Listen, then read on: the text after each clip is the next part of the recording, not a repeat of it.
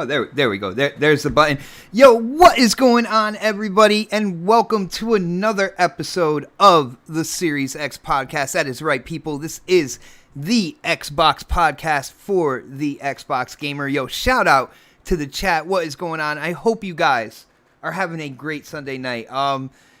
We got some interesting topics tonight, guys. I'm really excited for the show. It is good to see people in the chat. It's good to see A. Lopez. Look at Cerebral Paul in the chat. King FFS, what is going on?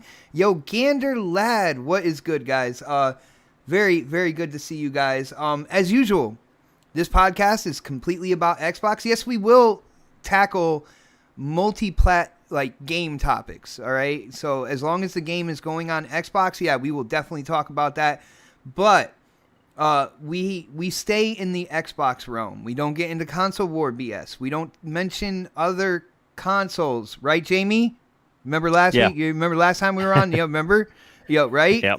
We don't do that. We don't get into console war drama.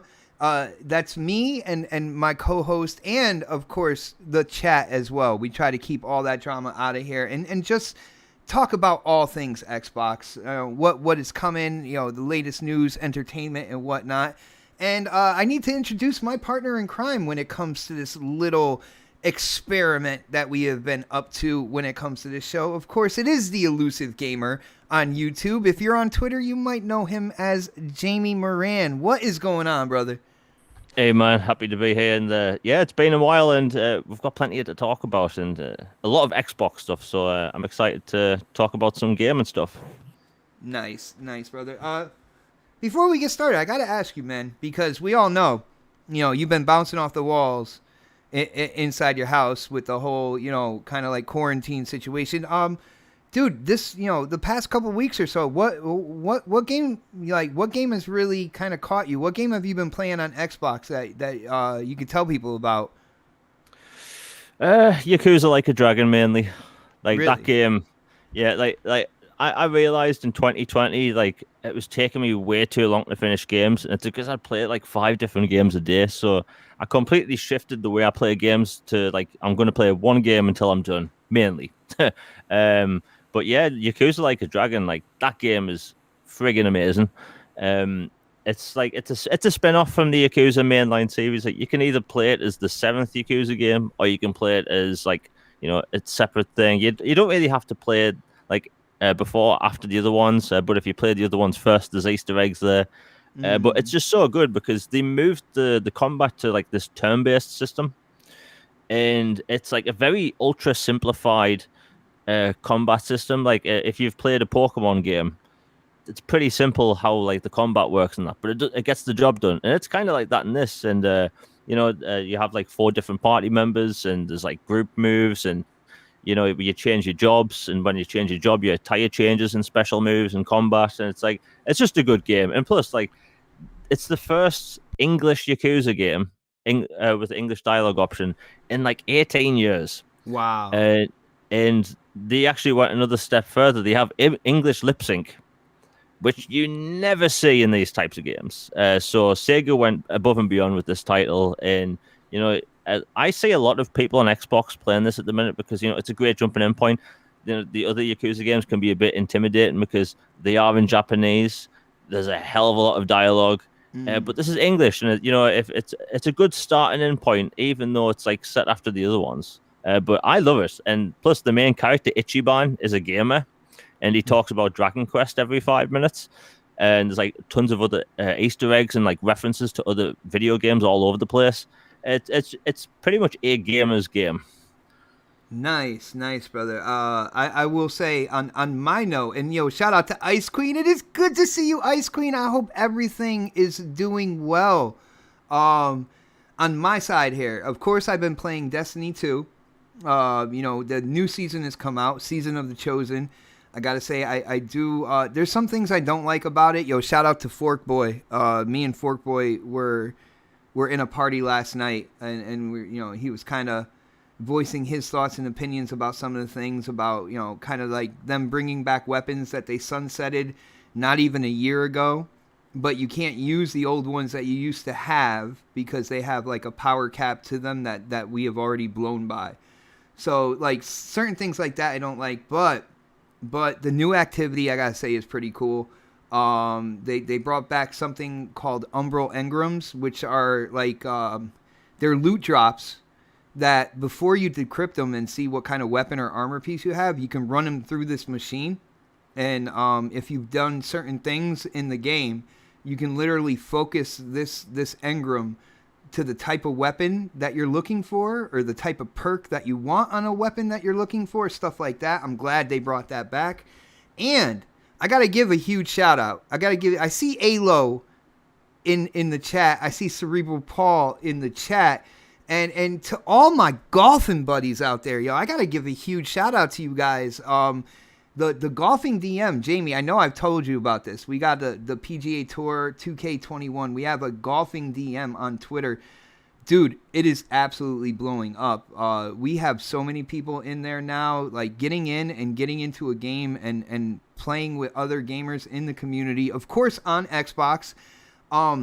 It is such a blast. Absolute blast. Yo, shout out to you guys for making that DM so much fun to be a part of. I am glad. Yo, shout out to Sir X-Man as well, because like he's the one, like me and him kind of came up with this whole thing together. Like I would think of something and he'd be like, oh, why don't we do this? And then why don't we do that? So shout out to Sir X-Man and everybody in the golf club, man. It is so much fun. Jamie, you got to get the game, bro. It's on sale right now, man. You get the game and you're in the DM, no doubt. Golf makes me sleep and I have insomnia. Dude, Sir X-Man will play random songs from the 70s, 80s, 90s, and today, and you will never fall asleep. But it's your choice, brother. It's your choice.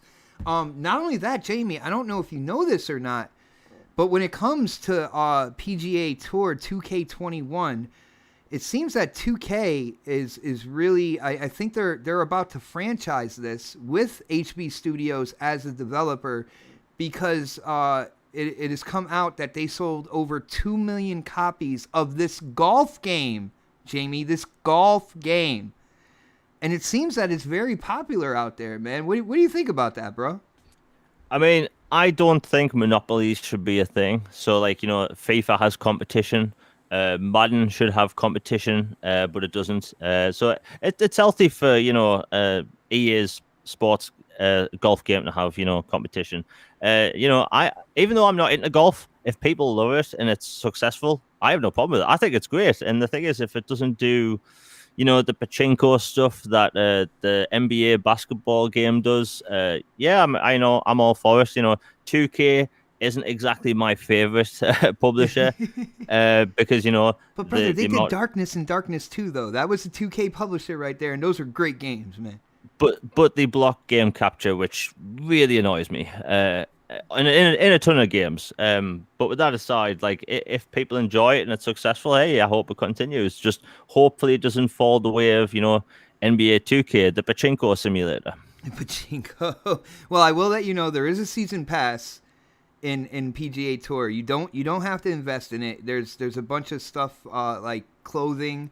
There is some gear in there as well. Mizuno is actually the brand name Mizuno is kind of like behind the season pass right now, and I don't know how people feel about that, but I breeze through the season pass. I'm already by it. Yo, shout out to Midway as well, because he got through the season pass so quick. I have no idea how he did it, man. He must have plugged in a Game Shark or something like that and went to work, because he had the season pass done like a couple weeks ago.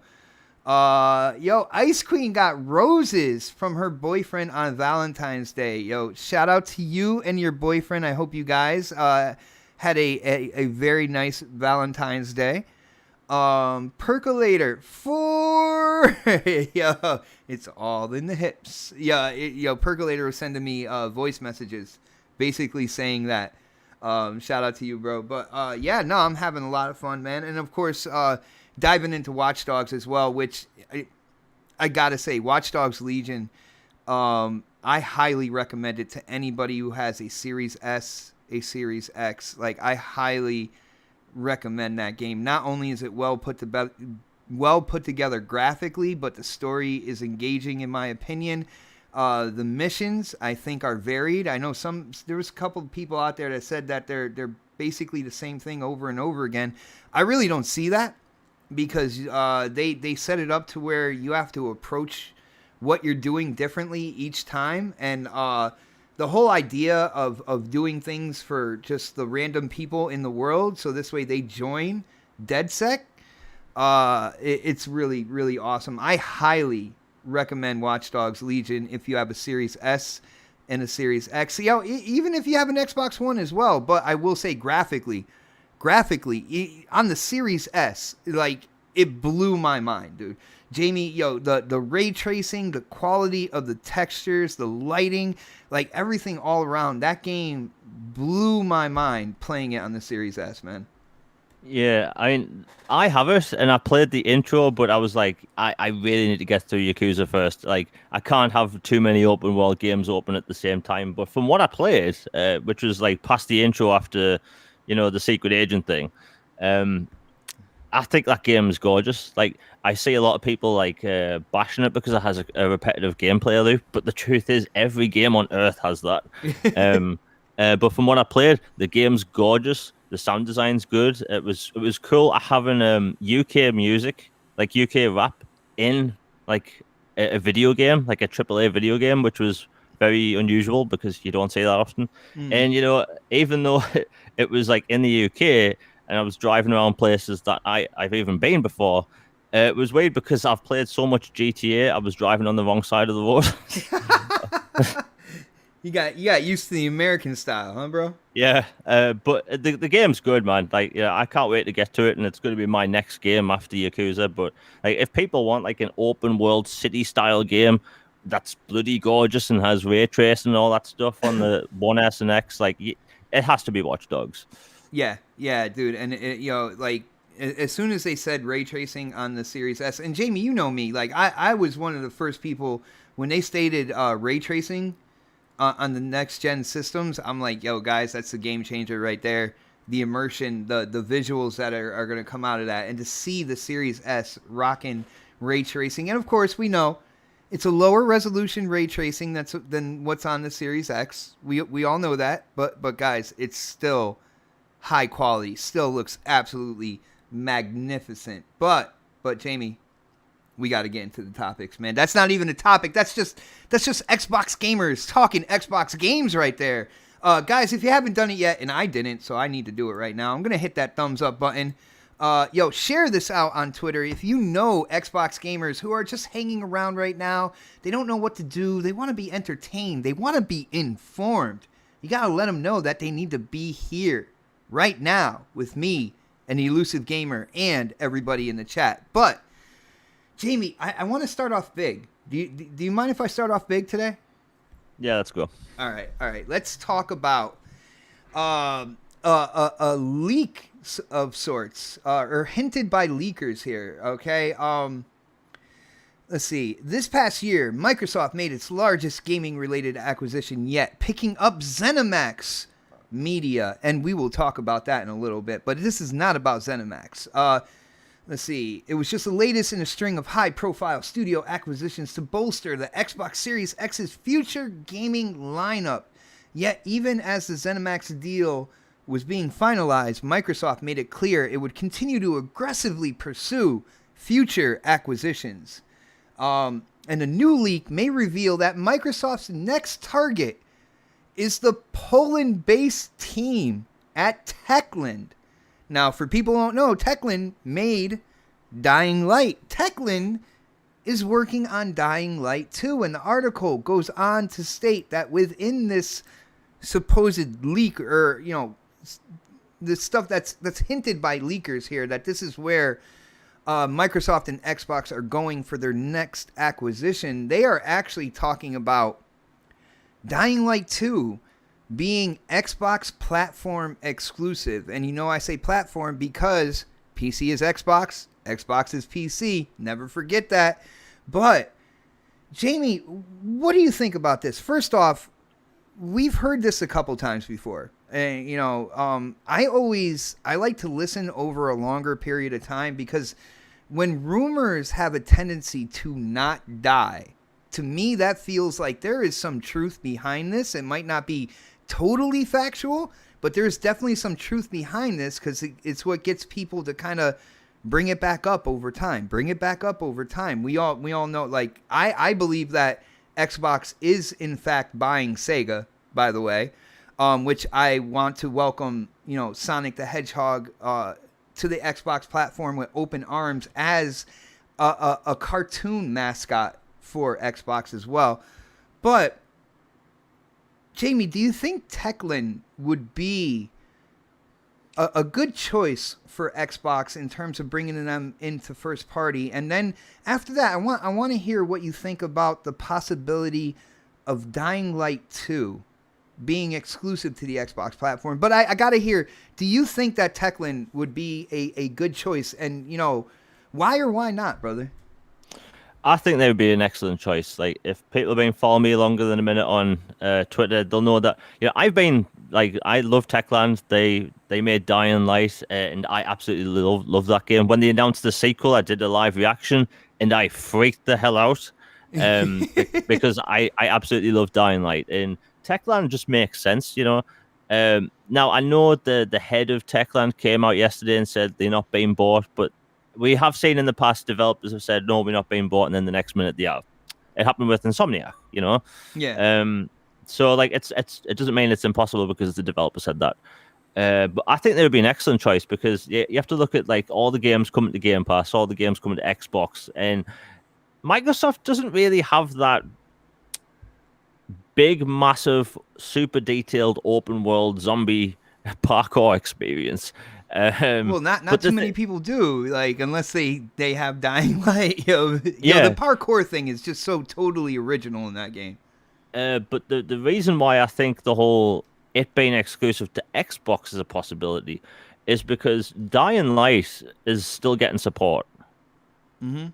Like 6 years later or something, and it's still getting expansions and, like, free events and timed events and stuff. And it's like Dying Light's always this game that pops up in the top 15 of top paid games in the UK. And, like, it's an extremely popular game. And Dying Light is up there with these games that sell absolute millions, but you don't really know about it. Another game that's like that is Ghost Recon Wildlands.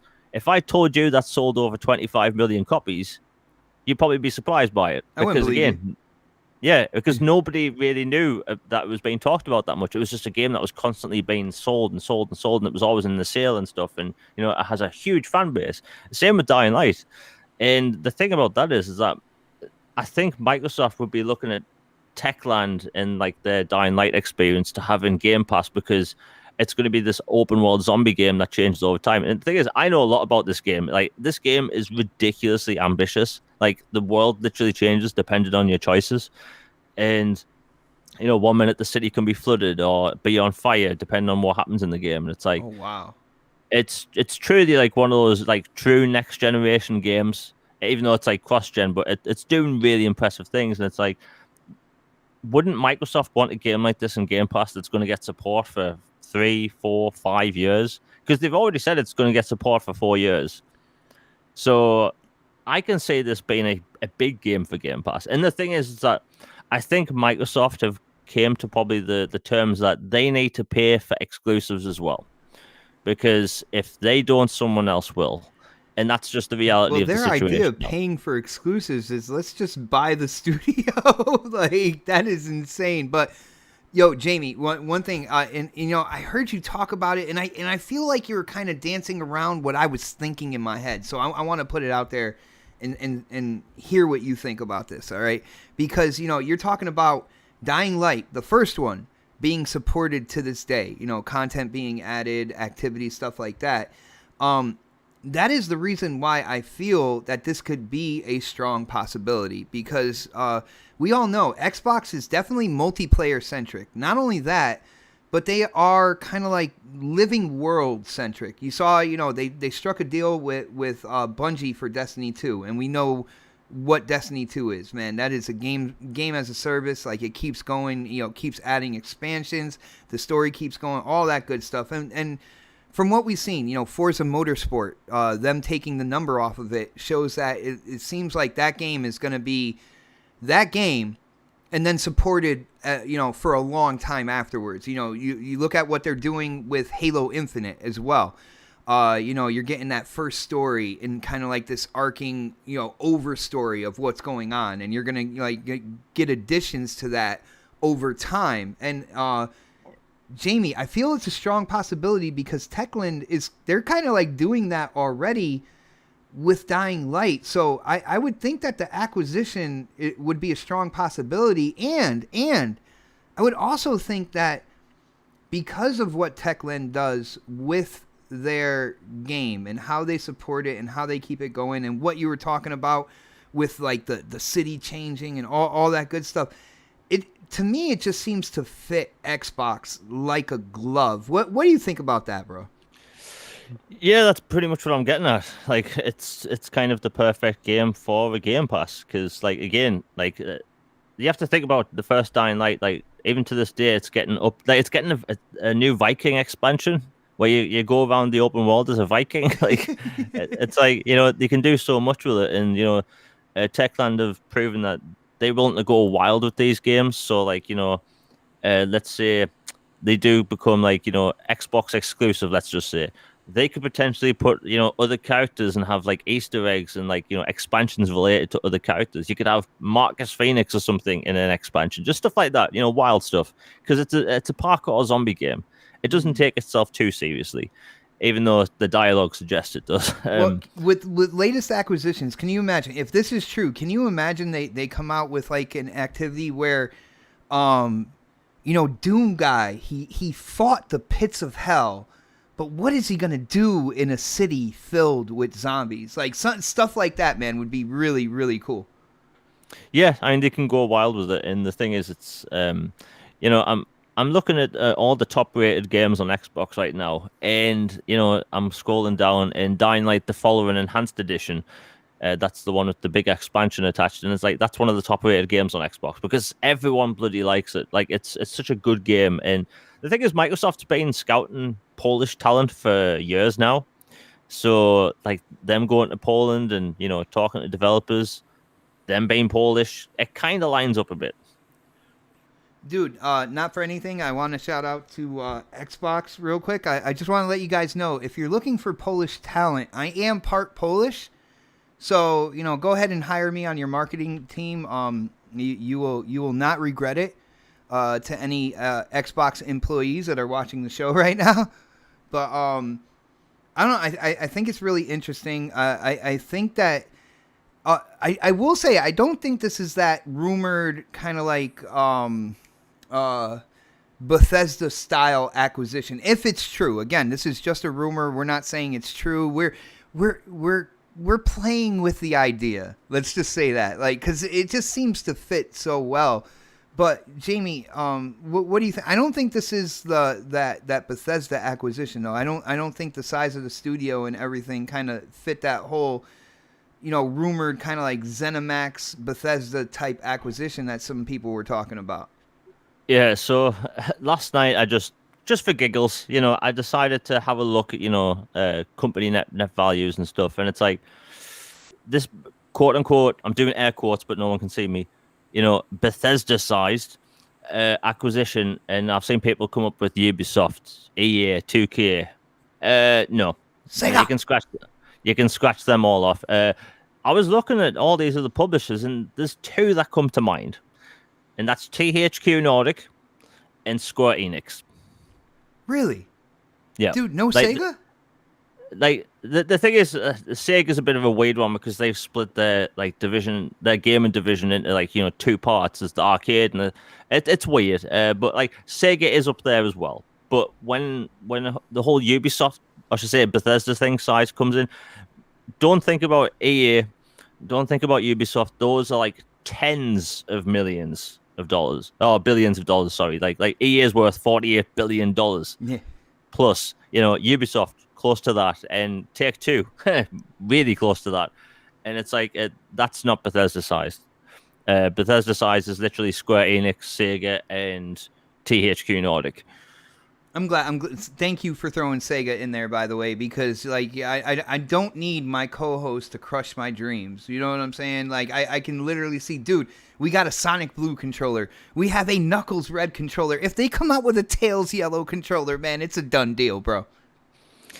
Yeah, the thing is, the Sega thing's been rolling around for a while, and I mean, again, these deals take time, you know. But we never. And here's the thing: the Bethesda thing dropped out of nowhere. So, like, you know, considering that didn't I mean, who knows what could happen? Very, very good point. Yeah, that was a bomb that dropped on the community. No doubt, brother. But let's move on here, and I'm taking a look at the list of topics. You know, let's get into real time strategy, shall we? We're gonna use some quote unquote strategery on this, because Xbox has come out and said, which I give them props for this. You know, they came out and said, when it comes to a certain part of the Halo franchise, namely Halo Wars, they have no plans on making another Halo Wars game. So no Halo Wars 3 when it comes down to it. And we all know Halo Wars 2 was definitely used to kind of show what happened after like Halo 5 Guardians, and to bring more of that story in front of the Halo gamer. Now, I will say, myself, I am not a big real-time strategy guy. I did try to play Halo Wars. I did try to play Halo Wars 2. But the play style, for me, okay, this is just for me. I'm not saying you guys in the chat should not like it, should not enjoy it. I will never say that to you guys. I'm saying for me, it just never caught me. But I will say the stories that were inside it, kind of like the Return of the Flood and things of that nature. I think Halo Wars 2 is very important when it comes to moving into Halo Infinite and everything that's going on there. But hold on real quick. Shout out to shout out to my brother Henosis. You know, I apologize if you get upset that I only use the last part of this, but that is the part I know the best. You know, shout out to Henosis for for hitting up that super chat. The super chat works, guys. Henosis did it first. Now, he says in his super chat, he says, Sega owned Creative Assembly, who made Halo Wars and Alien Isolation and Total War on top of Atlas. Great show, by the way. Yo, shout out to you, brother. Thank you for enjoying the show that me and Jamie do. Jamie, what do you think about the kind of like discontinuation of Halo Wars? Now, there are people out there on social media that I know for sure they're not even like RTS people that are saying that this is just like the worst news ever. When it comes down to it, like there's people trying to really bolster this as like a huge letdown. But when it comes down to it, Jamie, I want to know what you think about it, and I gotta ask you, because I don't think that Halo Wars 2 it was successful within kind of like the group of console RTS gamers and whatnot, but I don't think it was a popular sequel. I don't know. What do you think, brother? I mean, I'm gonna get a bit ranty here, so here we go. Guys, strap your seatbelts on, man. It's about to go down. So I loved Halo Wars, the first one, and I loved the sequel. You know, and a lot of people have told me over the years, like, they want to get into it, but they're not into RTS games. And the thing is, that's completely fine. Not everyone's into every genre. I don't like sports games, you know.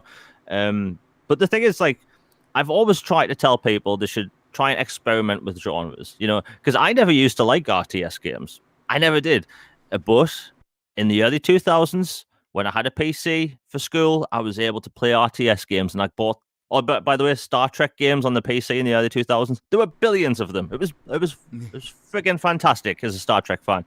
But Star Trek Armada 1, it's an RTS, and it's literally one of the easiest RTSs, but like it's hard to master, and it was amazing. And it had great multiplayer, and it actually shipped with a demo for the sequel, which was weird. That's crazy. But Yeah, and then the sequel came out and it was amazing. I was like, oh, okay, I like this now. And it was the fact that it was Star Trek.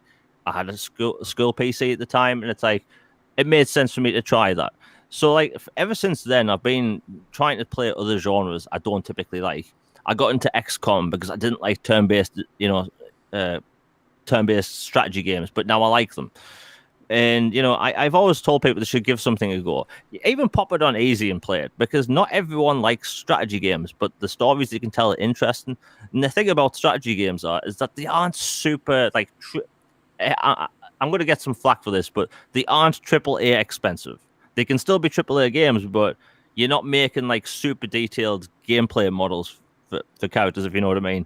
Um, but like this like a lot of RTS games tell the story through CGI cutscenes and battles taking place and gameplay, and like they can be really good. And I think that when the first Halo Wars game came out, it came out with a CGI trailer. Everyone was pumped online, and then people didn't really know what it was. And then when people found out it was an RTS, people on console were experimenting with it. But I think over time now is that I see a lot of people like stuck in their bubble, you know, uh, and they just want to play the first person shooter. And I think that was the problem with Halo Wars is that Microsoft banks on these games doing ridiculous numbers. We've seen so many games this generation not get sequels because they didn't do the numbers Microsoft wanted. But I don't think Halo Wars was a failure commercially, at all. It did well on PC from what I know, and console it did okay. Well, That then doesn't mean it why do you failed think they're canceling it then? Like, why do you think they're not moving forward with that type of game in the Halo universe? because they can make more money elsewhere. Oh, Like first person shooters make bank. I don't care who you are, what company you are. If you make a first person shooter and people enjoy it, it'll make money. And Halo, they've put work into MCC. Creative Assembly was the team behind Halo Wars 2. The team that made the first one doesn't even exist. And it's like, do they have like let's put the whole Sega being bought out thing on like hold for just for this damn it. conversation. Like Creative Assembly is Sega Studio basically, and they can't be making a Halo Wars 3 or making more Halo Wars content 4 years later when most games are done. Like it's had its time, it's passed. I didn't never expect like any more updates for Halo Wars. I've played it, it's done. Right, I'll go back to it again at some point, but that's it. But it's like a game like that tends to be supported via expansions, which it did, and multiplayer. But the problem is, I don't think a lot of people play RTS multiplayer because it's super intimidating. Like it really is, and that's the problem. Is that the engagement online wasn't there for multiplayer. And the thing is, they can't support MCC. They can't support continuously putting out stability updates for Halo 5 and then Halo Infinite. Like Microsoft may have a crap ton of developers, but they can't really support an RTS at the same time, especially when they don't have a team dedicated to it. So well, the fact that Halo, if they don't have a team dedicated, then I see that. But Jamie, I cannot co-sign on they cannot support it. You know what I'm saying? Like if it was important to them, if it's something that they wanted to do, we all know Xbox subdivision of Microsoft. We look at Microsoft's wallet real quick, and they can do pretty much whatever they want. You know what I'm saying? true, but if it doesn't make money, it doesn't make sense. That is true. And think about Halo Wars came out and went 2016. Does it really make sense for an RTS that came out in 2016 to get support in 2021? Not really. But they didn't say there's not going to be more Halo Wars in the Halo future. Wars 2 came out 2016. I thought it was later than that. Either or.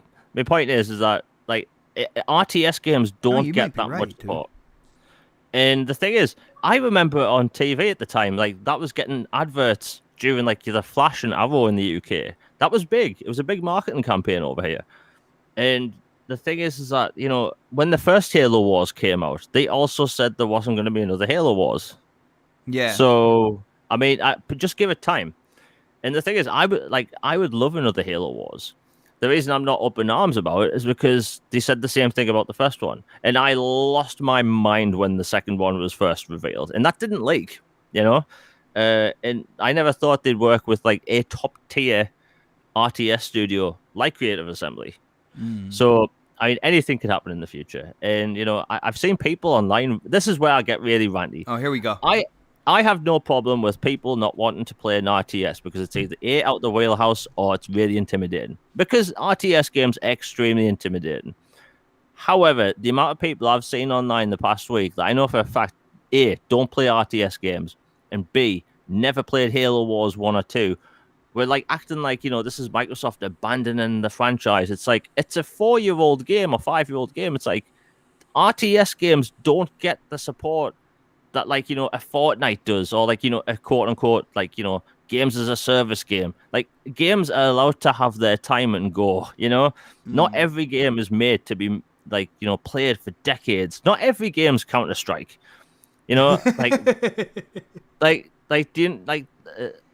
the developers of a lot of games say that when you finish the game, play something else, because not every game is meant to be played for months and years. It's like Halo Wars had its time, and it was a good game, but that doesn't mean we won't see another one. And the thing is, it's like we saw Gears Tactics do its thing, and that's a turn-based strategy game, which the barrier to entry is a lot lower, and that they advertise that right, because the problem, Halo Wars had this stigma of being a console RTS.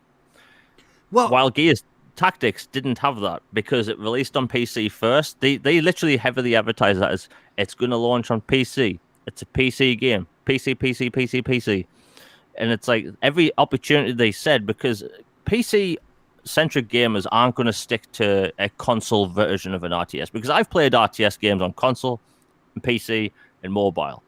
They dog crap on mobile. But the PC-centric RTS games are nothing like console games.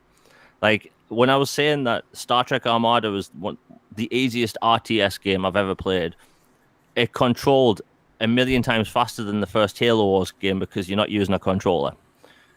And with Gears Tactics, it's been turn-based, so you don't really have to worry about timing and stuff. And Jamie, it's like my bad. But real quick, with you talking about that, because I've had something like on the tip of my tongue that I've wanted to say, and forgive me, but like I gotta get it out. I think something in terms of Halo Wars 2, I don't think it was as popular as like Xbox thought it would be, and I think one of the reasons why is, if you remember when that came out, there was also the announcement and kind of like the continued marketing about using a mouse and keyboard on the Xbox One as well. Now, they did say, controller was optimized on Halo Wars 2, but I also feel like they used Halo Wars 2 as a flagship game for using mouse and keyboard natively on the Xbox One as well, which kind of kept it... I want to say their marketing and their wording bridged it or walled it to that type of gamer, where other gamers that weren't necessarily into the whole PC real-time strategy and stuff like that, they just felt like they were going to get bombarded by gamers with mouse and keyboard on that game, as and have that advantage. And I gotta say, Jamie, for the mouse and keyboard support, I don't think it took off the way that Xbox thought it would either, man. No, because the problem, again, it's intimidating. Like, I used to play RTS games on PC in the early 2000s, and you have to remember hotkeys. There's like 1,000,000 different commands. You have to think, on a controller, you've got like just a handful of buttons. On a keyboard, you've got dozens, and that itself is intimidating. But like, even though the sequel controlled like, the first game, and, the developers wanted to keep it like, pure like the first game, too many people thought that was going to play like a PC game, and too many people thought it was going to play like a console game, and that's where like it kind of clashed, because Microsoft was saying all the right things to all the wrong people. So to me, it's just like, it's a shame. Microsoft needs to... The thing is, they need to Gears Tactics it in the future.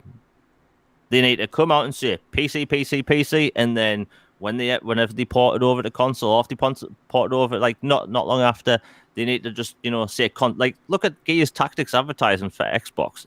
Every single opportunity said controller, controller, controller. Yeah. Even though it has keyboard support, they said keyboard in like one sentence out of a 5-minute video where they said control about 40 times. So it's just all about marketing. You have to remember, perception's everything.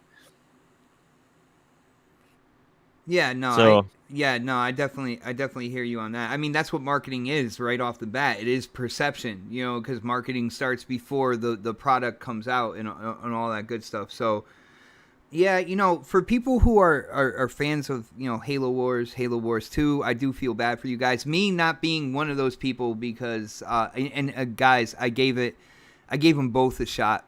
I gave them both a shot, and I just couldn't get into it. But I did what I did, and Jamie, this is probably cheating. I don't know if people are going to get angry with me on this, but when it came to Halo Wars 2, I did watch kind of like the complete story on YouTube. The cutscenes, all that good stuff, information in between to see exactly where the world was going, what, and that's what got me excited. Like, and the cutscenes were absolutely phenomenal. The story seemed to be crazy, and then they added the DLC that brought the Flood back into the mix. So I feel like Halo Wars 2 is important to the Halo franchise. I do feel bad for real-time strategy fans that wanted another one, because Jamie, let's be honest here, there's like a huge war going on within the Halo universe. You would think that this would be ripe for another real-time strategy, another Halo Wars game to come out.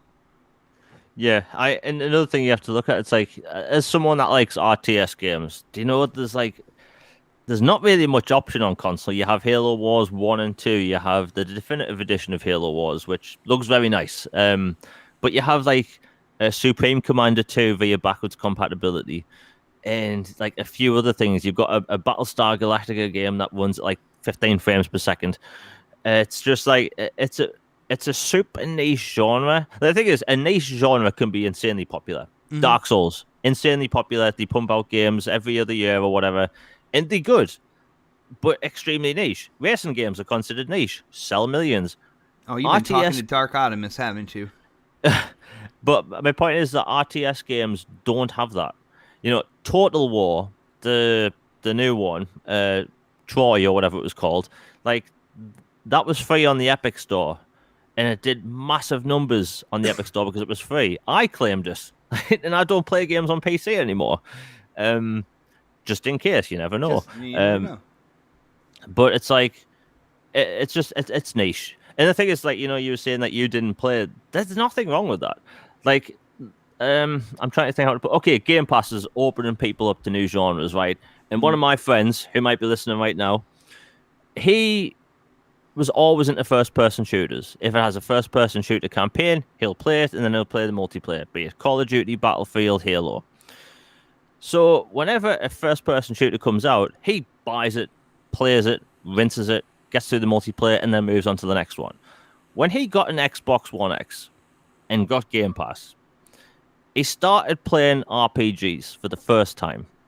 He played The Outer Worlds, and then he moved on to Witcher, and he discovered he loves RPGs.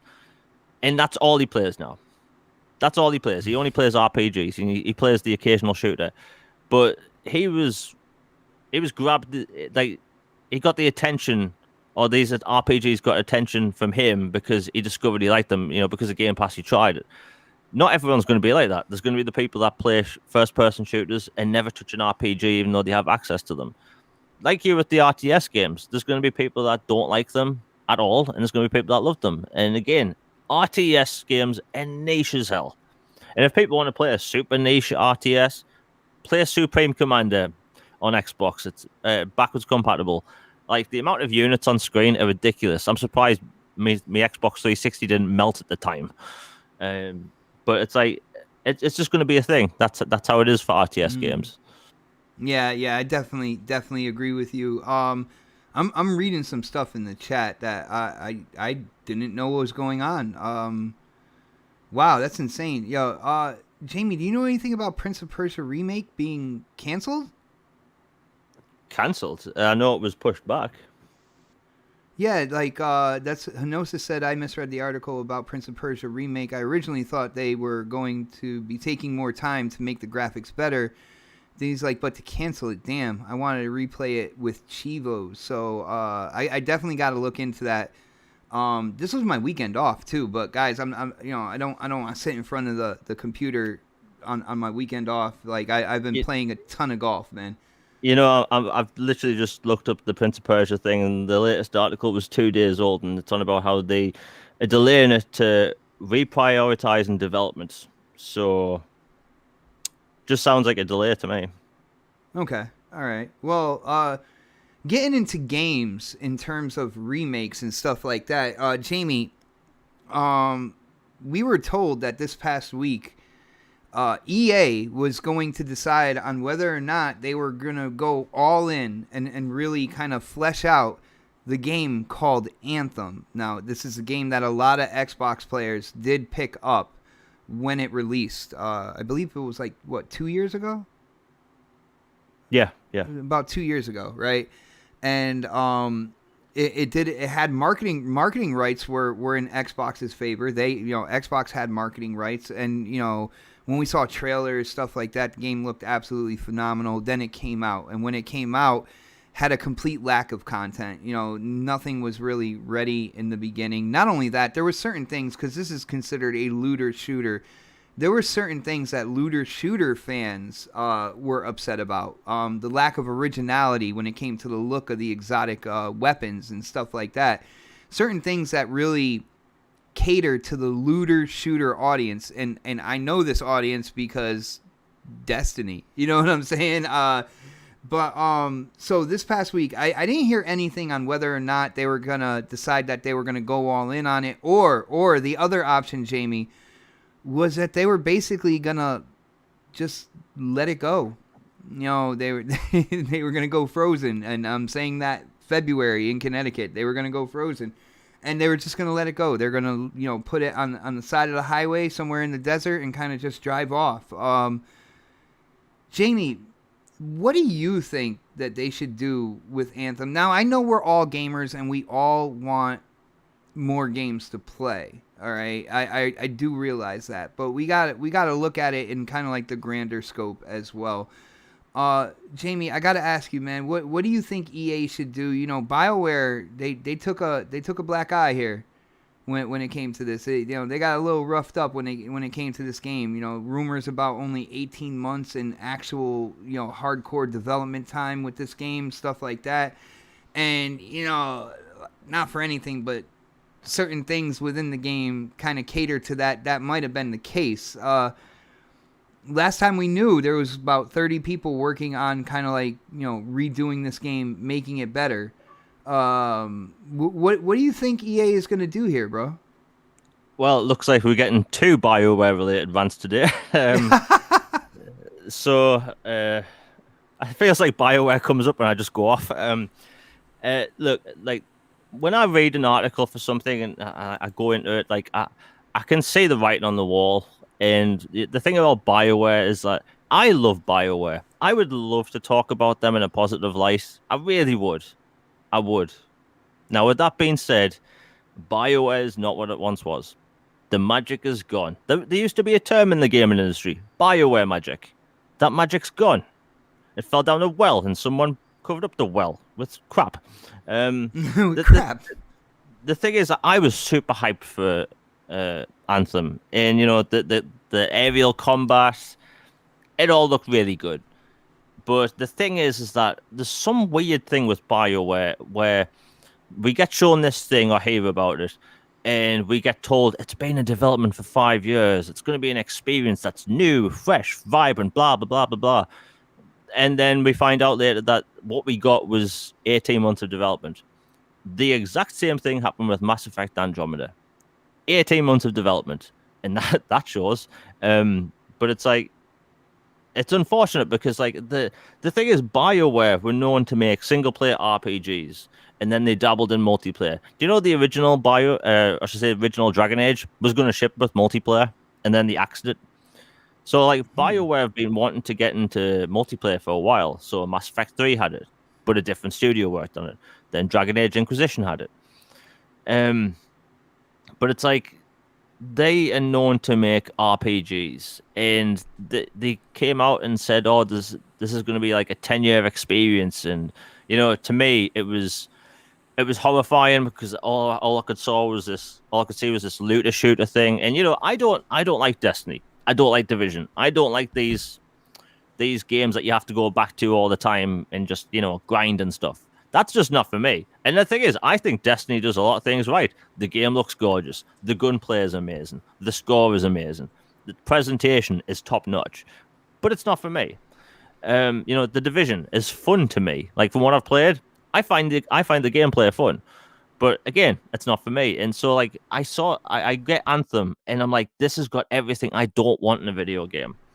And before the game came out, they said this was going to, satisfy two types of gamers: RPG gamers like me, and looter shooter gamers like you.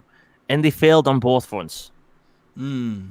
And that was a huge issue. And the problem is that, I stopped playing the game within a week after being hyped about it for years. And there's things I love about that game. The fact that you can, change like the surface detail on all your pieces of armor, like that was new to me. Like you could have like rusty armor made out of like certain kinds of metal and stuff. It was really in depth, but it just lacked variety.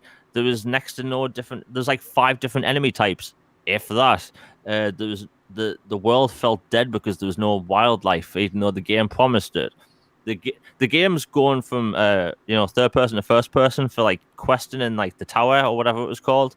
That was crap. That was absolute horseshit, and it just didn't satisfy anyone. And then this is how bad BioWare treated the game. They put up Christmas lights for the holiday event, and it was still up 3 months later. Yeah, like lying. BioWare forgot about their own game. What the hell, But the thing is, and I've been ranting about this for years now, right? Is that the downfall of BioWare happened when they start making games using Frostbite. There we go. And the thing is, people love to challenge me on this on Twitter, and it's the one topic I'll always fight back with.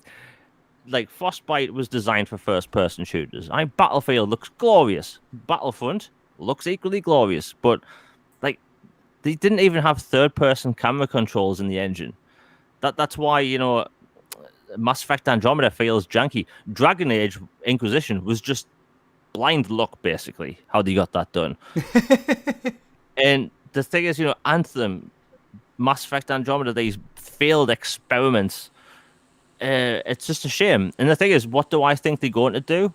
Well, let's put this into perspective. They've been working, 2 years on quote-unquote Anthem Next with 30 dudes, and then they're getting someone from EA to check to see if they should carry on with it, which means they'll need 60 more people.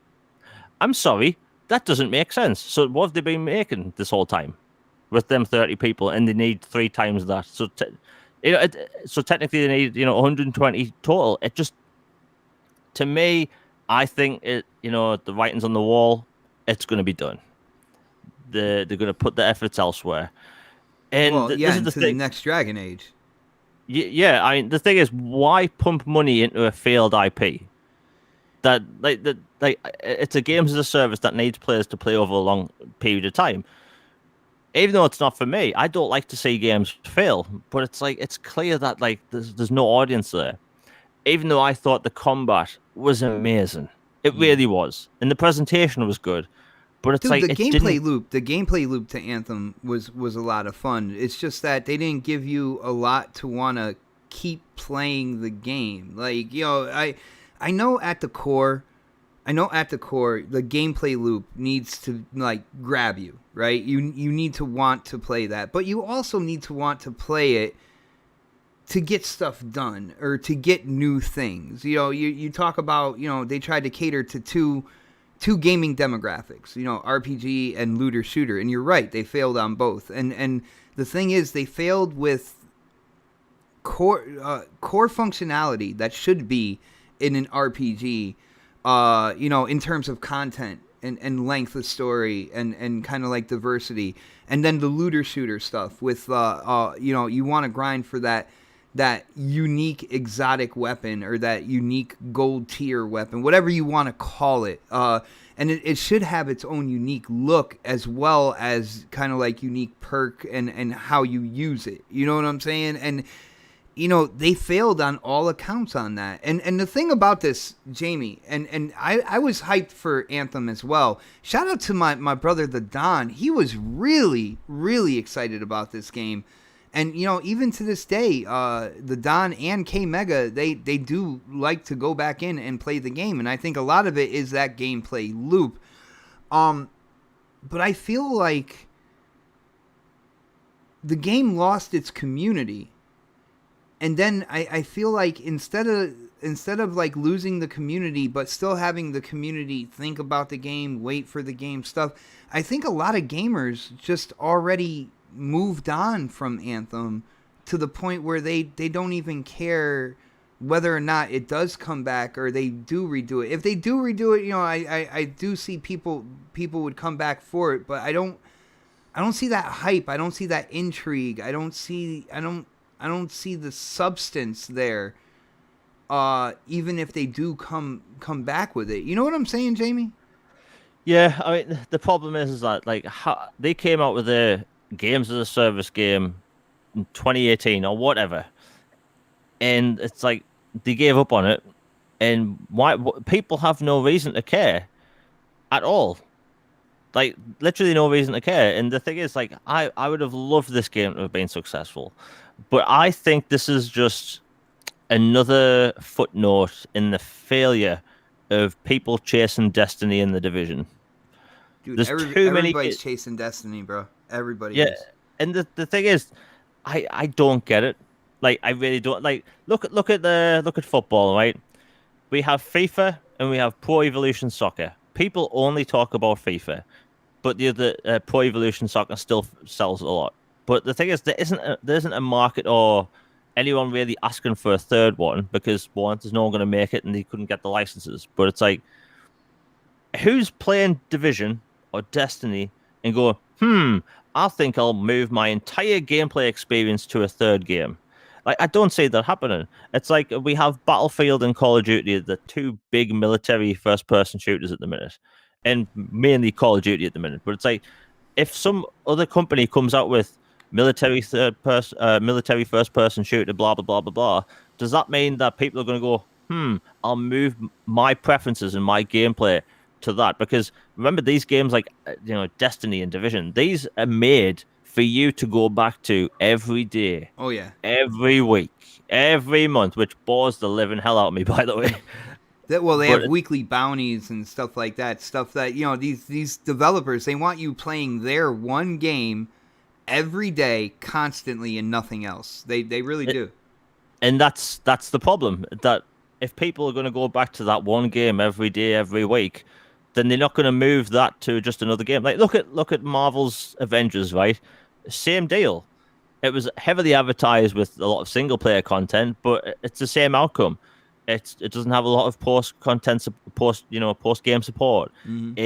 It lacks content for the people that want to go back daily, and that's the problem. The rarer kind of like pickups, they don't change the look of the character. Again, this is something that, when it comes to looter shooters or just looter games in general, because you say the Avengers, that's not a shooter, you know what I'm saying? But those looter games, the games that have that loot that you're supposed to grind for and try to pick up and that have special purposes, and they're supposed to have a special look to them. They're supposed to change your character. They're supposed to make you're supposed to wear them like a badge of honor. Like when you're in the multiplayer, you have like that one thing that you grinded for. Like say when it comes to the Avengers, you have that kind of like repulsor blast weapon that that so many Iron Man fans would want to grind to pick up. You know what I'm saying? And they don't have that when it comes to that game.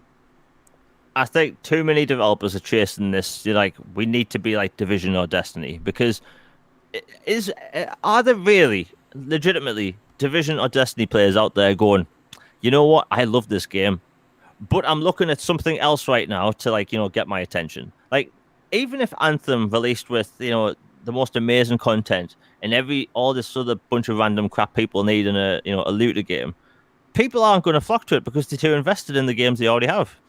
Like, and that's the problem. And I think that's why, if people like games with, dailies and stuff, I think that's why Assassin's Creed Odyssey, Origins, and Valhalla are so popular, because they single player games, but they have this daily and weekly stuff for you to do. It's like Immortals Phoenix Rising, purely single player, no games as a service stuff, but there's a little challenge board for you to do every single day. Grab 5 tulips, that kind of crap. Defeat 10 enemies. Very light stuff. Mm-hmm. And I think we're going to see more of a shift to that, because a lot of games now they're trying to like sway away from like the whole games as a service like term. Because look, you playing Destiny, no matter how good Anthem 2.0 could ever be, you're not going to move your full-time like gameplay to that, are you? Nobody is. Division players are the same. They're not going to move to a different game. And it's like, I think developers and these publishers have to come to the terms with that. It's that people like me don't want that crap. People like you aren't going to move to another game. And, Anthem and, stuff like the Avengers, these are victims of that thing. Mm-hmm. But I still think, it's like, look at Outriders, right? And we've talked about this before. They've specifically said that in the Q&A, that when you finish the game, you play something else if you want. Like if you go to their Q&A on the FAQ page, it's literally there's about 10 questions, and about 6 of them are, no, we're not live as a service. You can play the game whenever you want, and you can stop playing whenever you want. Like, and I think that's one of the games, like Assassin's Creed, they realize, and like, you don't have to play it all the time, And like, look, Anthem was heavily advertised to someone like me, an RPG fan, but I don't want to play the same bloody game every day. Like I'd go mental. But again, there's people like you that want that, but you're going to stick to Destiny. And I think it's going to be axed, because who's asking for it? Like, there are a small group of people on the internet that say, yeah, I want this. But come on, let's be realistic. Yeah. Nobody's really going to be playing this. Let's say Anthem 2.0 comes out next month. Is anyone going to be playing it a year from now, even if it gets constant support? I mean, that I think that's the question that they're asking, at the board at Electronic Arts, and I just think the time's gone by. There's part of me, because spend money on the game. If they're talking about making it better, if they're talking about fixing the issues and stuff like that, you want them to do it because you invested in that game. But I'm to the point now where there's so many other games out there. And again, I am a Destiny fan, so I have that grindy kind of like, daily bounty, weekly bounty type game, exotic quests and all that good stuff. I have that type of game kind of like, on my utility belt, aka Batman, that I can go to and kind of scratch that itch. I just think that EA is going to go like, hey, let's double down on the new Dragon Age. Let's make sure that comes out without any issues. You look at what happened with Andromeda. You look at what happened with Anthem. I think they really need to kind of double down and make sure the next Dragon Age that comes out is everything that, those fans, the fans of that franchise, and even new gamers that haven't played Dragon Age and stuff, that they got to really double down and make sure that looks like an intriguing title, that is a quality title, that has everything that gamers would want, and fans of the franchise would expect from the next iteration in that franchise. And I think that's what's going to happen at the end of the day. It does kind of pain me to say it, but I am past the point of, hey, I invested in this game. I think they're going to move on. And, when it comes to that, I feel like I already moved on. You know what I'm saying, Jamie? Yeah, I mean, look, like, I've talked about how much I like BioWare games, but I've moved on. And you know how much I loved the Mass Effect games? Like, I moved on from Andromeda, like, shortly after I finished it. Like, I think it's time. Like, people need to let go. And the thing is, like, I don't like telling people this. Like, I would love Anthem to be successful, but it won't be. And I'm just being realistic. And the thing is, I think that game's combat is amazing. Flying around like Iron Man and then just dropping on the ground and firing missiles from your shoulder cannon. Bloody awesome. But it's not enough. No. And on that note, I think it's about time we move on to the next topic, bro, because this one is really interesting. Jamie, you've known me for a while. All right, we've known each other. We've talked about gaming stuff like that. This year, 2021, Jamie, E3 is back, buddy. It is back. From what we're seeing from kind of like documents that were sent out to publishers, developers, and such, that the ESA is bringing E3 back. Now, here's the thing though. We're still living in the world that we're living in, and it seems that E3 is going to be a digital event. Not only that, it's a digital event that the ESA is touting a 6-figure entry point for these publishers and developers to get into this event. Now, let's be honest. I mean, I'm going to be honest with you, Jamie. And, when I hand over the mic to you, that's all I expect from you as well. This past year was not the best when it came to events with gaming announcements. Like, we had a bunch of them. It just was not stellar, in my opinion. And it came to the point where I really felt we need E3 back. Now, one of the reasons why I felt we need E3 back is because you had companies doing their own shows. To me, there was no neutral ground where gaming news journalists could say, "Hey, this is what they showed, but this is what it was running on, and this is what they showed, but here's the truth about this." I don't feel like we had any place like that in 2020 where we can hear the truth about these games, and not anything that wasn't just complete spin from the companies trying to sell people a product. Let's be real.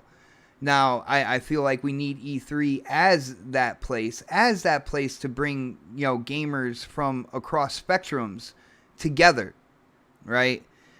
But Jamie, I gotta ask you first off. Well, hold on. First off, Humble Beast has hit up that super chat. Thank you, brother, for the support. Definitely appreciate it. He says, "Give me a GTA-like Star Wars game set in Coruscant, playing a smuggler. Imagine carjacking a speeder bike." Brother, that sounds amazing. That's not, Jamie, what do you think about that? GTA-like game, Star Wars, where you're a smuggler in Coruscant, and think about that scenario. Would you be down, bro? I think he might be in luck. Oh, really? Like Ubisoft, like I see them do these trends all the time. Like Watch Dogs, despite people turning the game into a meme a lot of the time, it's a very successful franchise, and they pretty much going to do that, but for Star Wars. Interesting. So, Humble, you might get what you are asking for, brother. That would be incredible. I can't wait to see. What they're doing, man. Don't get me excited like that, Jamie. Don't do that, bro. But Jamie, let's get back to E3. All digital E3. I gotta ask, is this the E3 you wanted? And what do you think about the ESA with their 6 figures? That's hundreds of thousands of dollars, to get in on this digital event to the publishers and developers here. Like, I gotta ask your opinion on that as well, bro. I can swear, can't I? Oh yeah. You are open, man. As long as it's 5 minutes after the start of the show, just go in. Yeah. Okay, the entry fee, the 6-figure fee, is a load of fucking horse shite. Like, they should not be charging companies that, especially with what's going on now. I'd even understand something like $50,000 because it's digital, but it's like, the amount they're charging out of the way being horse shite, I think that's garbage, right? But like, we need E3, like, and the fact that it may happen even in its digital form, yeah, I'm all for it. Because think about it, last year we went through a new generation reveal with no E3, and it felt weird. Because can you remember when everyone announced that there wasn't going to be an E3? Actually, remember when other companies announced that they weren't going to do an E3, and then everyone was saying, we don't need E3. And then Microsoft pulled out, and then Ubisoft Bethesda, EA, blah blah blah blah blah, and it made sense, safety reasons. Like, thank the heavens, no one went ahead with doing a live E3.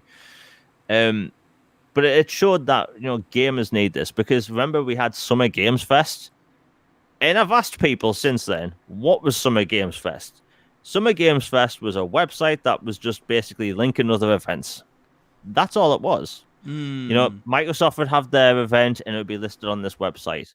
Sony would have their event and it would be listed on the website. Ubisoft, same thing. EA, whatever, same thing. Like, Summer Games Fest wasn't anything. It was a directory. yeah, basically that. Yeah, directory. And the thing is, like, in the time, okay, it made sense, I guess. But the thing is about E3, and the reason why gamers need it and why it's just special, is because E3 is this one time of the year where even a lot of like UK news channels like that, like the focus in media and entertainment is video games. And we have this 1 week filled with teasers, reveals, trailers, gameplay, information, all sorts. And the lead up to E3, I think everyone listening is special. We usually get, CGI teasers and stuff before E3 and then full on reveals. And it's like, it's just a good time to be a gamer. It's the Christmas of video games. And we didn't get that. And we didn't get that in the year we had new consoles announced. That's why I think they both consoles right now, it's very weird. Like, and I'm not talking about the fact that no one can buy them. The fact that it just like, look at the games coming out over the next 6 months. We have Outriders, we have a Lego game, we have Back 4 Blood, and maybe 1 or 2 Ubisoft games. But like this year, the first half, it's looking not dry, but it's not like what it usually is. Like 2019, the first half of the year, stacked. 2018, stacked. 2017, stacked. And we always see these games at E3. And, the pandemic pushed all that back. We're going to see more delays. I mean, hell, the year started off with the Hogwarts Legacy developers saying, by the way, we're moving to 2022, despite the fact that game was going to come out in November. So it's like they know well in advance that they can't get the amount of work done they need to do from home. And we're going to see more delays. And I hate the fact that I have to say that. But I think gamers, especially with everything right now, I've been stuck in the house for the past year. I would love to watch a game event, seeing what's coming. But I have nothing to look forward to game-wise because I don't know what's on the horizon. That's why we need E3. There's millions of schmucks like me stuck in the house, wondering what the hell I'm going to be playing for the rest of the year. And the truth is, I don't know. I'm going to get Outriders in April. I'm going to get Mass Effect in May. Then I'm going to twiddle my thumbs for the rest of the year, And it's like, we get E3 because whenever we get an E3 event, we see games we're going to be playing within the next 18 months, usually. And we didn't get that last year.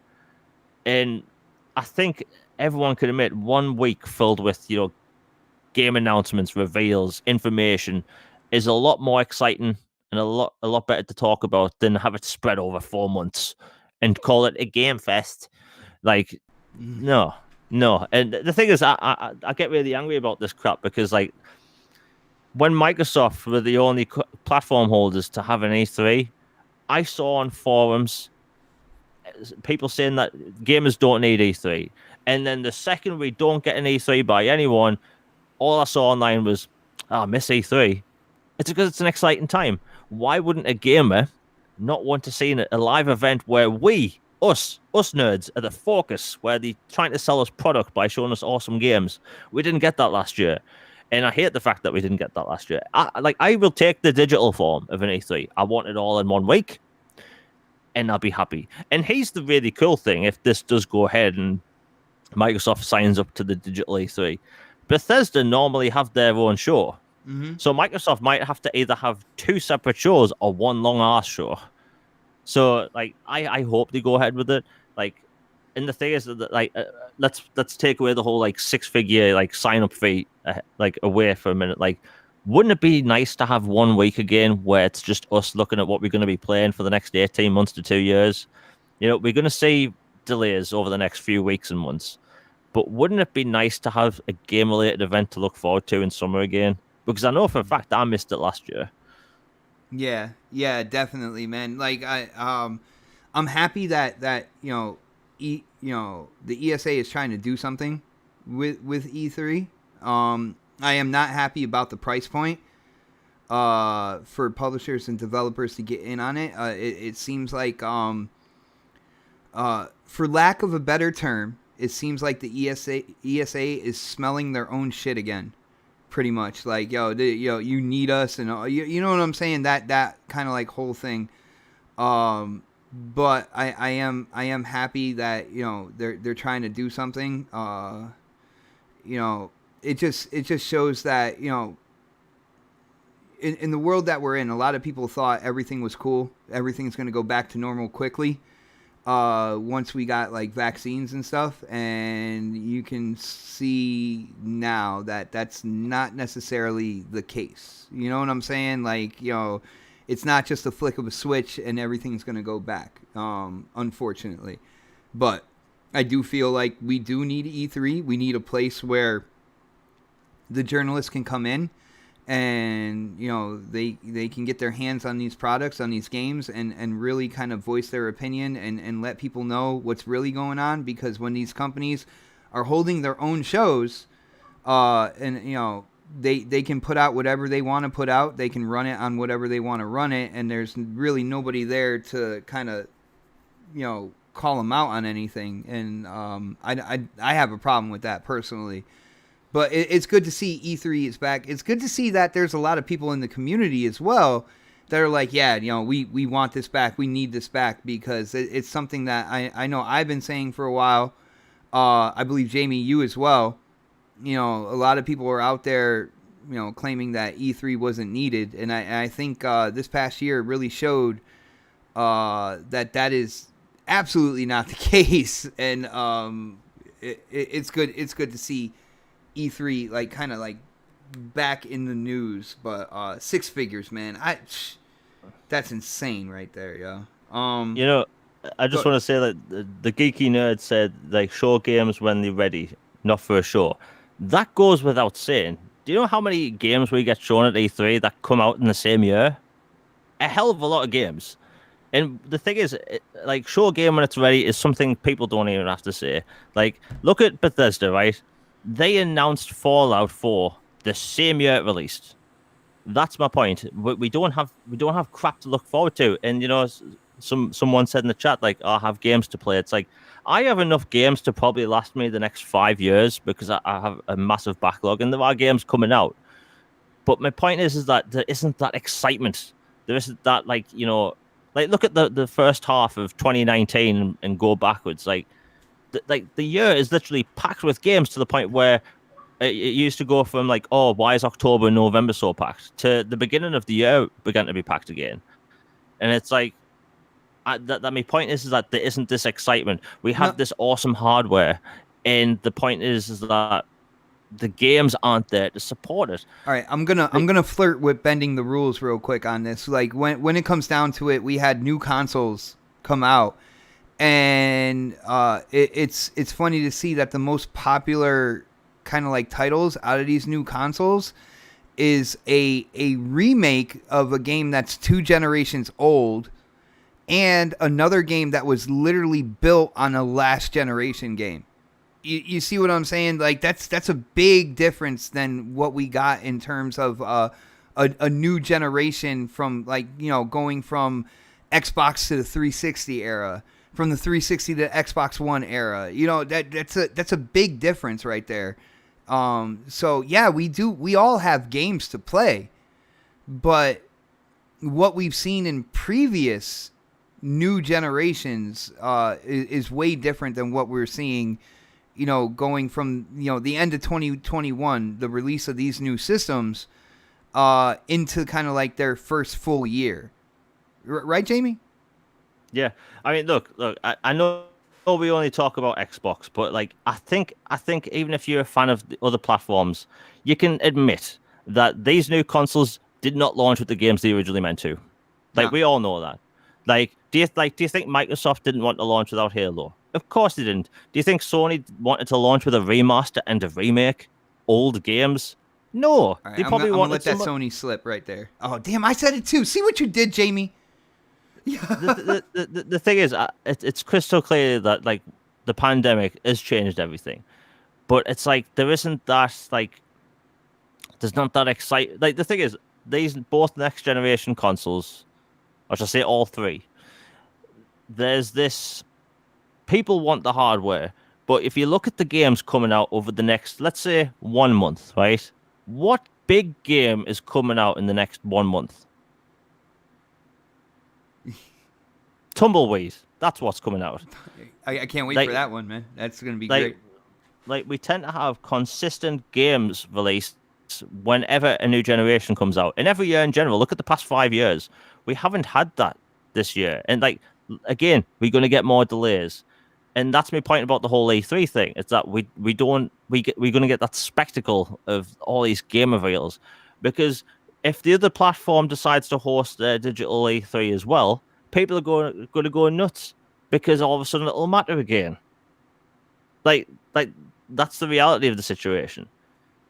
It's just a shame because, like, look, E3 has always been this amazing thing. Like, the best time for E3, I would say, was 2010 to 2012.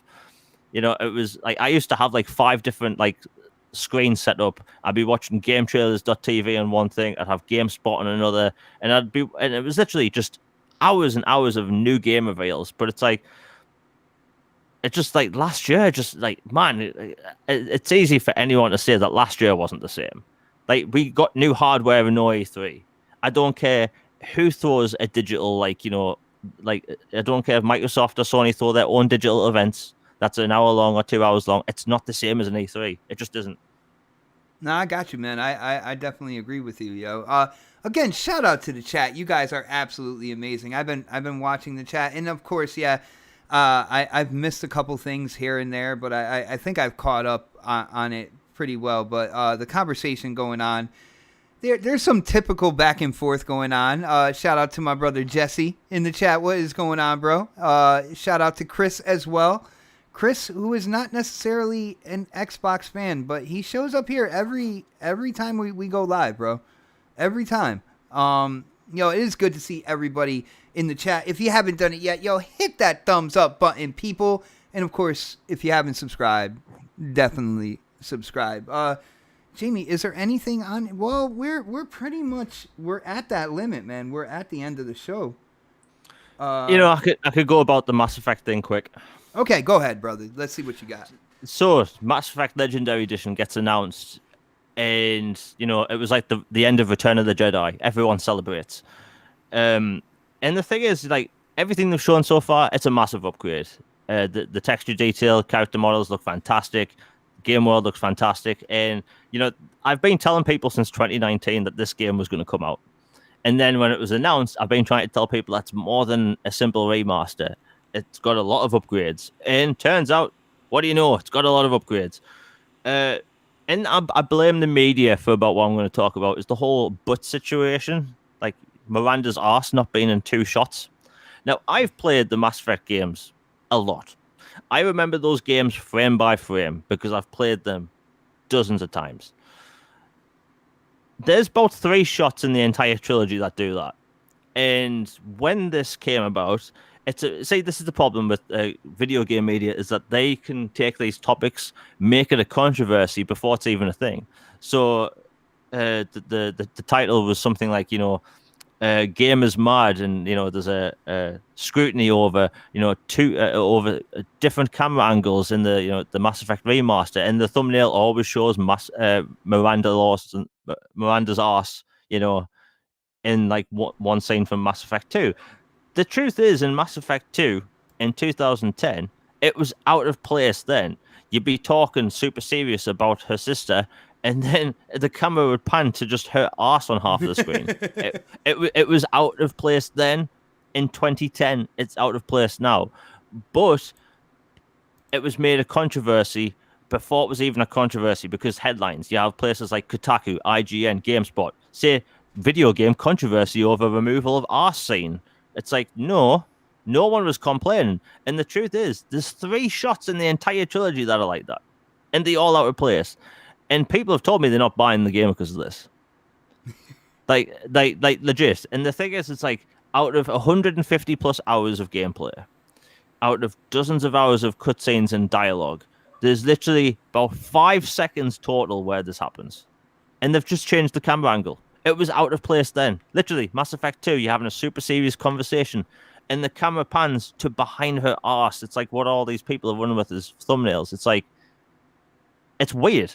And the thing is, like, I've been telling people about this remaster trilogy for ages now. There's a lot of, like, I've posted a comparison on my channel. And the thing is, it's like, there's so much work gone into this. It's that, how many remasters have we seen this generation? Dozens, literally dozens. And, you know, we saw remasters in 2020 for new platforms, which was weird in a year where we can get upgrades. But that's a topic for a different day. But my point is that they see, I'm just dancing around these topics. But it's like, there's so much work gone into the first Mass Effect game. It's ridiculous. And like I've always said, the first Mass Effect game is my favorite game of all time. But the elevator rides in that game were stupid long, and the textures in that game were practically non-existent. But in the remaster, they've even removed the elevators. If there's dialogue in a scene in an elevator, they've literally just you hit the dialogue, it plays, and then the lift's over. It's like it's just like they've done so much. They've redone the UI, the gameplay. The gameplay for the first Mass Effect game isn't that good. It's aged badly. Its UI is horrendous, but they've reworked that. And the games media are running with it, saying, "Oh, it's a controversy because of these shots." And it's like it's like 5 seconds across 2 games. The first game doesn't even have that. Like, it's just annoying because, you know, gamers see these headlines, they react to it, and then when all these people get mad on Twitter, that's also another reason why, you know, like I've seen GameSpot run with more articles saying, "Oh, gamers mad over change of camera angles." It's like, no, you putting out saying it's controversial before it was even controversial made it controversial.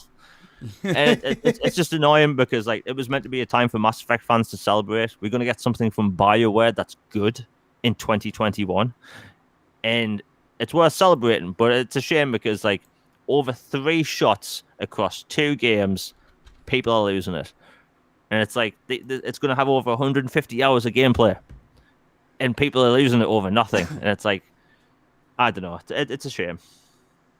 Yo, that is crazy when you think about it. You know, 3 shots, and for people to say that they're not going to get the game. There's been I guess you could say sexual censorship in games for a while now. There are certain games that have come out on different platforms that, you know, when they were released, you know, across seas, they had certain situations and certain scenes in it that they couldn't bring over to the United States, or they felt like they couldn't bring over to the United States and stuff like that. But to get upset about 3 scenes with, you know, especially hearing you, Jamie, and I trust your word on this because you are my Mass Effect guy. I will let you know, man. You bear that burden. You hold that weight on your shoulders. You are my Mass Effect guy. And to hear how, like, it was out of context, at least that one scene you were talking about, it really wasn't like a part of what was going on. You know what I'm saying? It's just the way the camera angle swung at that point in time, and it really kind of took away from what was going on in that scene. I really feel like this is what would I think Mooch would say this is a nothing burger. You know what I'm saying? It's just, it really is no big deal. So on that note, like, you know, unless it's something that's really changing the story and stuff like that it really needed to be in there, like, I really don't have a problem with it, man. And the thing is, like, you're still going to be able to hit a reporter when she gets on your nerves. You're still going to see the sex scenes in the game. You know, there's still going to be dancers in the bars. Like, they're not censoring it, you know? And that's the problem, I think. Too many people think they are. Because we have seen over the past few years that a lot of games are being censored, especially on certain platforms by certain countries. But it's like, it's happening, you know, censorship does happen, but it's not happening in this, you know? And I see someone asked in the chat, didn't Peter Mirror say this isn't going to happen? That's correct. This remaster was never going to happen. But do you know what speaks? Money. Do you know what remasters made this generation? That made bank? Skyrim Definitive Edition, a BioShock the Collection, Batman Return to Arkham, all made bank, all charted #1 in the UK. Why? Because the games people love, and they did good jobs on them. But it's like, and less development time as well. Like they were able to make money fairly quickly in a industry where you put a lot of money into a project for years, hoping that you make some type of profit off of it. You know what I'm saying? yeah. And the thing is, look, even Ubisoft has said recently they're going to look at more remasters, which means Splinter Cell. Hello. But it's like these the remasters is easy money. There's been remasters come out last year that were well done. Saints Row the Third remastered, excellent remaster. They redid the character models, the weapons, and the vehicles, and it's like just a way better looking game now. But it's like remasters can exist and a lot of effort going into them. The Mass Effect trilogy only exists because of people's demand. Since 2013, a year after Mass Effect 2, people were calling for a Mass Effect trilogy remaster. When the Xbox One first came out, people wanted a trilogy remaster. And then the year of remasters, 2014, people wanted remasters for Mass Effect. So EA did say over time that they don't want to do remasters because it means they have nothing left to do. But if you look at EA Play, EA don't come out with a lot of games every year now. They don't. They come out with a racing game every year or every other year. They come out with a Battlefield game every few years. And it's like they mainly a sports developer now. So like making remasters like this makes sense. And if it does well, which it will, I think we could see Dead Space. So oh wow. We'll see. Don't tease people like that, brother. Don't do that, man. Like I want it. Don't get me wrong. I love backwards compatibility. And the thing is, if people want to stick to the old games, they're right on the store right now. They're all in Game Pass as well. But I mean, like, look, I'm looking forward to it, and it's again over 150 hours worth of content that hasn't been topped when it comes to like sci-fi RPG storytelling, in my opinion. Yo, I gotta say, shout out to Jesse Darby in the chat. It's like I'm to the point where I don't believe Splinter Cell's ever happening again, which kind of makes me mad. And brother, I hear you. Can you imagine, a remake of the original Splinter Cell? Dude, that game took up so many hours of my life, man. And just going in and trying to, do the perfect levels where nobody saw me. I took out, I took out everybody. I got what I needed to get in the mission, and I got out no problem. Like, dude, oh man, so many hours, and on the OG Xbox, such a great game. But that first Splinter Cell on the original Xbox, that pushed hardware at the time. Like that looked amazing. Like the lighting was ridiculous. I remember it surprised me in that game where, like, I think it was the training mission to begin with, where there would be broken glass on the floor, and if you walked over it too fast, it would make a noise, and guards would be alerted. And that was new at the time because it was just, man, I miss Splinter Cell, man. Yeah. And the thing is, if we do see this digital E3 go ahead, we're going to see Sam Fisher show up in Rayman, for all I know. Rayman? Oh, no. Dude, don't do that. Don't do that. But you're right. The original Splinter Cell, like you said, with the glass on the floor, there were so many like little pieces of innovation in that game that even to this day are now used as a regular kind of like feature in games, man. And I think the community wants another Splinter Cell. Ubisoft, man, what are you doing, guys? Like, You're sitting on this thing, man. Like, you could have had this game in development. You could have so many people excited. You've come out with quality titles. You've created a new fan base for Assassin's Creed as well. You're dropping the ball on this one, Ubisoft. Come on. Jesse Darby in chat did say that Splinter Cell Blacklist is the best one. I have to agree. And the thing is, if you play that on Xbox One X or series consoles, it looks better than a lot of remasters. Like, it in 4K holds up ridiculously well. The mission design, everything about it. The only bad thing was Michael Ironside didn't do the main voice, but Michael Ironside was sick at the time. But yeah, I mean, look, the thing is that the reason that game didn't pop off and like get a sequel, which it was meant to, by the way, we were meant to get a direct sequel to Blacklist. It's because the multiplayer didn't have any lifespan whatsoever. They cancelled the DLC because the multiplayer wasn't that good. Like, it was fun, but it didn't have that attention grabbing stuff that a Call of Duty has. But But yeah, I miss Splinter Cell, man. Oh, this has made me sad. Oh man, yo, we got Jamie shedding tears over here. But guys, that is pretty much it for the show. Again, huge shout out to the chat. Thank you guys for hanging out with us on this Sunday night, talking all things Xbox. And as usual, guys, if you're new to the show, if you like what you heard, definitely hit that thumbs up button. All the returning people as well. It's good to see everybody in the chat, all these Xbox gamers and Christopher Hart in the chat. Yeah, Jamie, you like how I did that? All these Xbox gamers and Christopher Hart. But yeah, it is good to see everybody. But Jamie, we are going into our outros. You are a YouTuber, and I think people really, really need to go and check out your channel, man. Some quality videos going on over there. You already know the drill. I think you're used to it by now. You know, you gotta let them know about the YouTube channel. You gotta let them know about social media, where you set things on fire over there on Twitter, man. Yo, let them know what is going on with Jamie Moran, aka the Elusive Gamer, bro. Yeah, man, it's been an awesome show once again. The chat's been awesome, and Christopher Hart's been there as well. Yo, shout out to Chris. You know, and the thing is, you know, it's only really the beginning of the year, and gaming topics are just going to come out of nowhere over the next few weeks, likely. And yeah, so my YouTube is The Elusive Gamer, where it's all Xbox stuff. And the other day I put out a video of top 10 must-play Xbox Series games, which it's 16 minutes long, but I think people should give it a watch. Watch Dogs is on that list, right, bro? No. That's it. You are canceled. You are fired, sir. Oh my goodness.